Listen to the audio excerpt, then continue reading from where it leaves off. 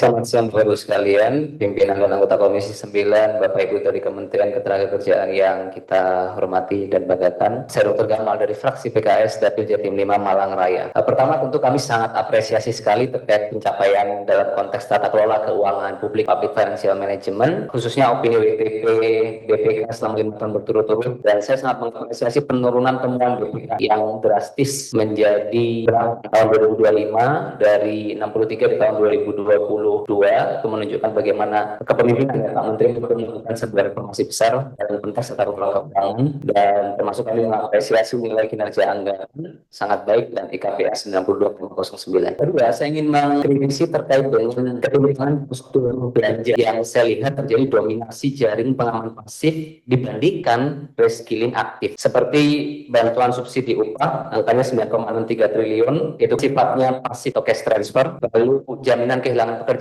di 1,2 triliun, tapi pemagangan nasional hanya 367,6 miliar. Saya melihat BSU ini menyedot terbesar anggaran Kemenaker, karena kalau dalam konteks ketenagakerjaan kita melihat ada dua perspektif, Pak. Ada passive labor market policy, yang kedua active labor market policy. Program JKP dan bantuan subsidi upah itu bagian dari passive labor market policy yang berfungsi menjaga daya beli jangka pendek, bukan menyelesaikan akar masalah produktivitas maupun ketidaksesuaian keterampilan atau skill mismatch. Dan saya lihat dalam proporsi anggaran kita sekarang terjadi keterbelakangan atau kekurangan dalam konteks kebijakan pasar kerja aktif atau active labor market policy. Alokasi untuk terrepresentasi dari alokasi pemagangan nasional yang hanya 367,6 miliar, kurang dari 4% dibandingkan total BSU. Kalau saya coba cari komparasi, Pak, negara-negara OECD itu mengalokasikan rata-rata 0,4 sampai 1% dari PDB-nya untuk active labor market policy, dari pelatihan, reskilling, dan pendampingan kerja. Oleh karena itu saya berharap di tahun ini dan tahun-tahun ke depan kementerian mampu meningkatkan dominasi penganggaran dalam konteks active labor market policy. Ketiga, tentu kita mengapresiasi lonjakan PNBP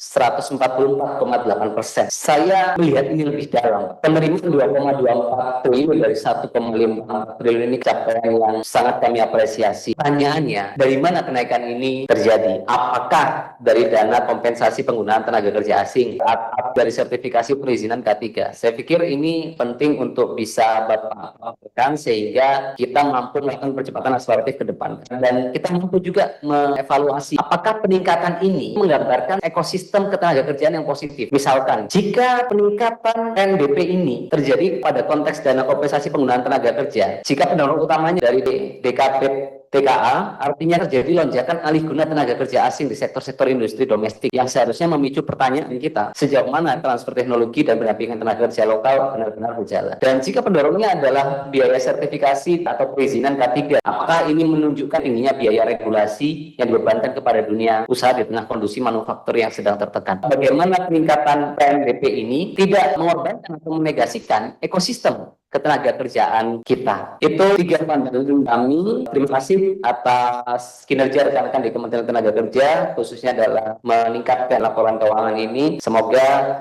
ini juga diikuti oleh dampak real sektor ketenaga kerjaan, yaitu tidak hanya pada konteks peningkatan laporan keuangan saja, tapi keberhasilan substansial setiap program. Terima kasih. Wassalamualaikum warahmatullahi wabarakatuh.